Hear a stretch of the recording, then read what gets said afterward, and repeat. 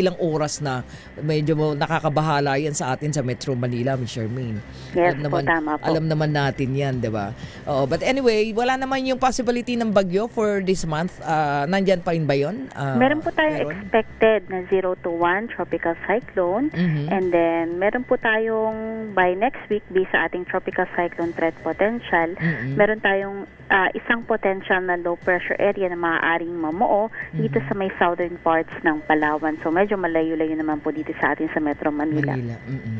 Ayun. So, syempre, ingat do sa ating mga kababayan, lalong-lalo na pag sa mga probinsya yan. Alam natin Okay yung baha din matindi. Di ba, ma'am? Yes po, Oo. tama po.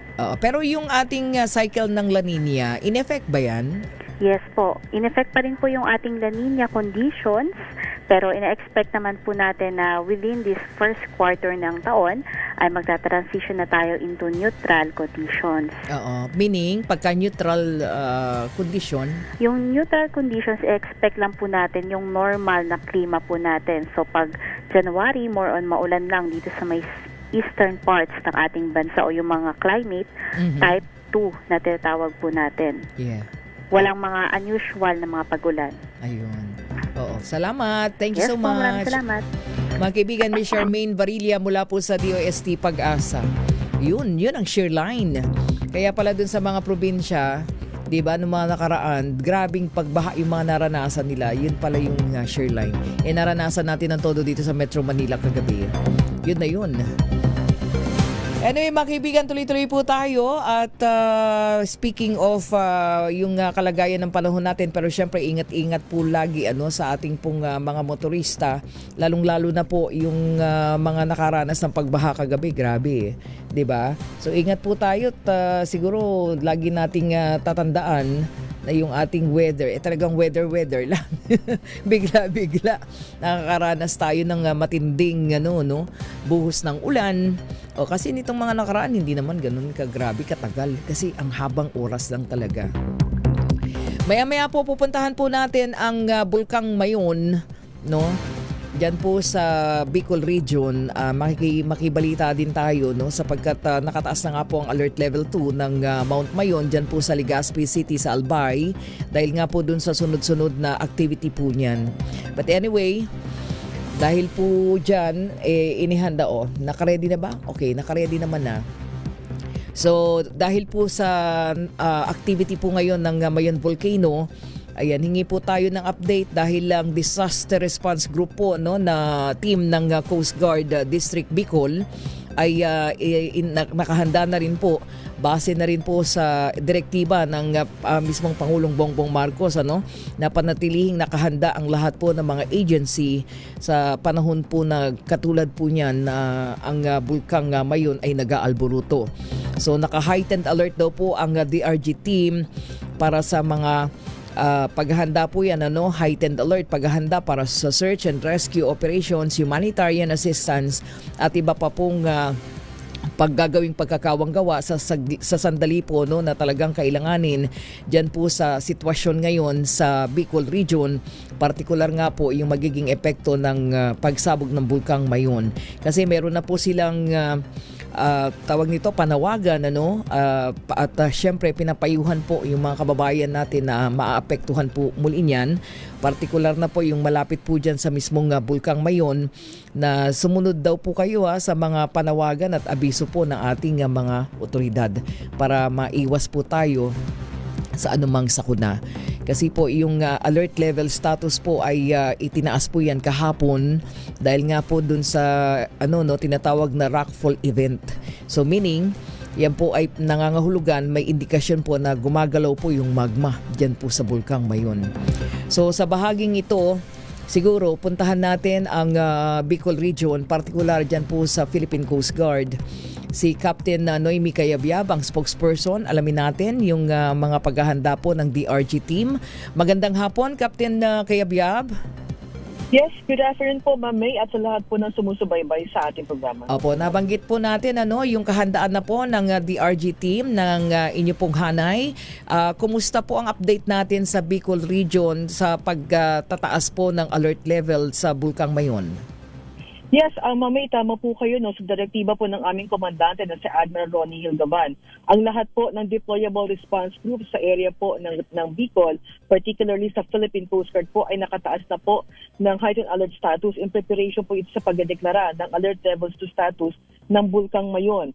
So lahat po ng ating mga assets at mga resources po ay naka-standby at naka-activate na po upang magsagawa po kung kinakailangan ng search and rescue operation, kasama po yung humanitarian assistance at pag-evacuate po ng ating mga kababayan kung kinakailangan na po.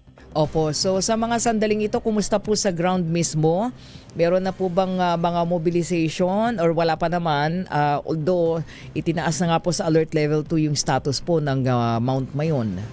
As we speak, wala pa po, Ma'am May, and we are in close coordination with the PDRRMO. So in case na magkakaroon po ng instruction for the deployment, kasi ang nangyayari po ngayon is collective efforts po talaga ng lahat ng ahensya para ma-utilize po lahat ng ating mga resources. So we are in close coordination with the PDRRMO, Ma'am May. Ayun, so doon po sa close coordination, Captain Kayabyab, ano po yung mga partikular na lugar na maaaring babaybayin in case lang na talagang magma yung dumaloy? Meron na po bang mga lugar na nakatutok ang ating puwersa o ang hanay ng Coast Guard, lalong-lalo na ng DRG team? Well, pagdating naman po sa Philippine Coast Guard, Mami, ang naging direktiba po is lahat po ng ating stations and substations sa buong Bicol region po ay naka-standby. Bukod po doon sa tatamaan po talaga nitong Bulkang Mayon, yung mga neighboring stations and substations po natin ay tutulong po para po maisagawa at kung kinakailangan itong mga search and rescue efforts po natin. Oo, kasi Captain Kayabya, parang hindi kami nagkakamali, nandyan din kami nung I think tama po ba yung ating record 3 years ago na nangyari ulit yung pagsabog ng Bulkang Mayon at kinailangang mag-massive evacuation yung mga affected po ng pag-aalburuto ng bulkan? Yes, tama po kayo, Mami. Kaya nabanggit niyo po kanina, ating pong nire-remind yung ating pong mga kababayan na talagang sumunod po sa mga lokal na direktiba, lalo na po kung kailangan po magsagawa ng mga evacuations. At yun po talagang kinakailangan po natin para maiwasan po yung anumang insidente at panganib po natin pagputok ng Bulkang Mayon. Kasi yung unang latag niyan, syempre kasama pa rin po ang team ng DRG sa mga evacuation na activities na gagawin. Yes, tama po. And nakaantabi rin po ang ating mga medical teams dyan. So kinakailangan rin po na in case ng mga medical emergency assistance ay meron din po tayo mga tauhan sa ground po. Opo, doon po sa close coordination na Captain Kayabyab, medyo naalala ko lang parang nagkaroon na ba, tama ba, nakakapagsagawa na ba ng mga definite na evacuation centers? Parang kasi nung years ago, yan ang pinag-uusapan na dapat isa na lang yung areas kung saan i-evacuate yung mga maapektuhan or depende pa rin po yun sa sitwasyon? May pagdating naman po sa evacuation center po, ito po identified ng ating local government units. So, yes, opo. So, ang ginagawa po ng Philippine Coast Guard, tayo po ay nagdadagdag ng ating pong tauhan kasama po yung ating mga resources. Pero definitely po, Mami, we always get the instruction po sa ating PDRRMO para ma-utilize po talaga lahat ng mga resources ng iba't ibang ahensya. Ayun, at syempre kasama ninyo sa always monitoring din yung other tama nga, yung LG or the PDRRMO, napakahalaga ng magiging papel, Captain Kayabyab.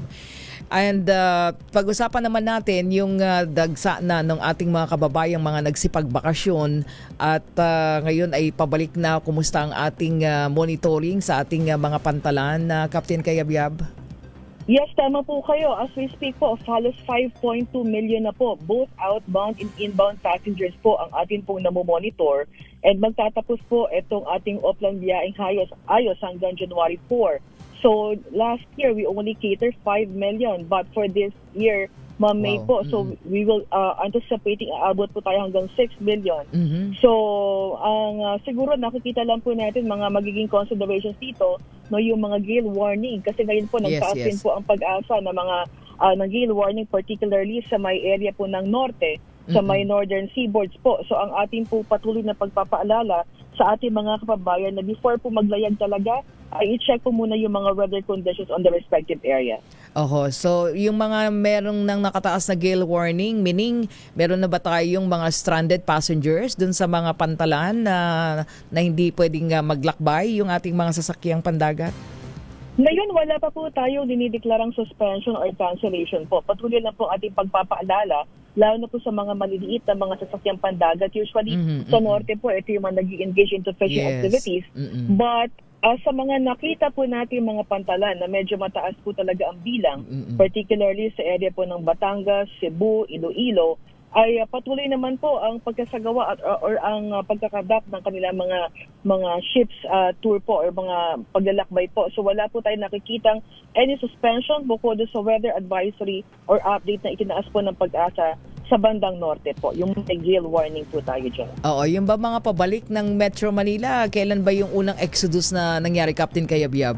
May mga ito bang bago 31 or 1? Tama ba? Ay talagang dagsa na rin sa mga pantalan, yung pabalik? Yes, actually, after po ng Christmas, May, ang nakita po natin pinakamataas na dagsa ng ating mga kababayan is noong December 28 po. Aha. So, Pabalik. hanggang ngayon, yes, pabalik po yan. So, nakikita po natin most probably by tomorrow or Sunday, yan po talaga ang inaasahan po nating pagtaas po ng ating data sa mga minomonitor nating mga travelers po. Oo, at ano naman po yung mga naitala ninyo na mga naging problema natin sa pagbabalik Metro Manila from different provinces? Sa mga nakita po nating records, yung mga maritime incidents na ibigay po sa atin, usually po is mga engine failure po o yung pagkasira ng mga motor bangka or motor boats because of the strong current. So we were able to record 14 maritime incidents, but from that maritime incident, halos 52 po ang na-rescue po natin dyan, May. So ang kagandahan po nito, aside doon sa nakita nating mga maritime incidents, is mabilis po ang pag-report na ibinigay po sa Philippine Coast Guard. Kaya mabilis rin po ang pag-responde natin at halos lahat po na nai-report sa ating insidente ay na-rescue po natin yung ating mga kababayan. Ay naku, congratulations sa inyo, magaling. Oo, kasi pagka ganyan, medyo marami-rami. Pag sinabi mo 14 ba? 14 incidents? Yes, tama po kayo. Ito lang 14 maritime incidents. Ito lang kapaskuhan yan, Captain Noemi? Ngayon yes, lang tama yan. po kayo. Oh, naku, congratulations. Ang bilis ng responde ninyo pagka ganun. Kasi, syempre, nakakabahala yun. Unang-una, dami natin mga kababayan naman talaga nagsiuwi sa mga probinsya. Yes, tama po kayo. And yun po, usually nakita po natin na medyo malakas po yung current that caused their engine to malfunction. Ayun. So, ngayon, medyo kailangan sigurong tutukan dahil ang weather ngayon kakaiba. Captain Kayabyab, talagang nagpaparamdam ngayon yung easterlies. Pag yung easterlies, ang lakas ng niyan eh. Dalang mga ulan Tama po kayo. Opo, tama po kayo. Dahil po sa amihan, yun po ang nagkukos minsan ng lakas at taas po ng ating mga alon. Baka meron po kayong panawagan sa ating pong mga kababayan na magsisiuwi pa lamang at inaasahan natin yan. Talagang balik na tayo sa normal na pamumuhay natin pagdating ng Monday. Captain Kayabyab, go ahead po. Opo.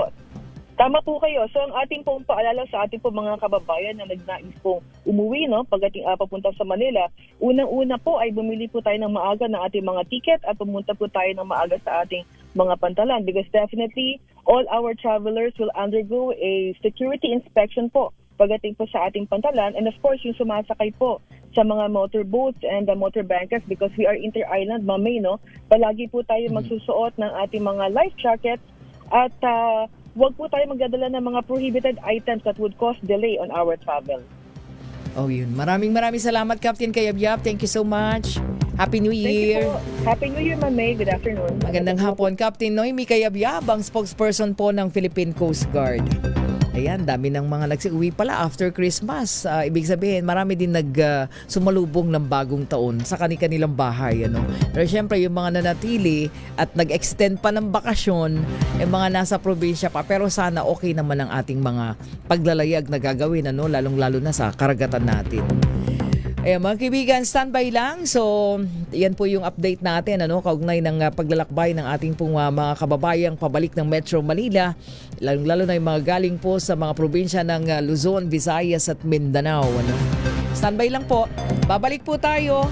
Oras natin, 29 na minuto makalipas po ang 3:00 ng hapon. Ang oras na yan ay hatid